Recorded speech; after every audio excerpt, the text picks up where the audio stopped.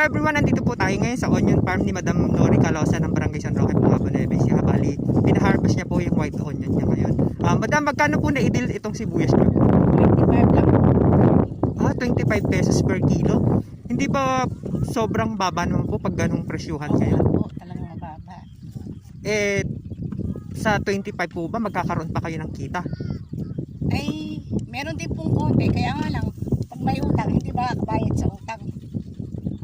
Yun nga lang. Kasi halos 4 to 5 months na pinagsimika pang alagaan yung sibuyas. Tapos pag ganiring anihan, napakababa naman po ng presyo.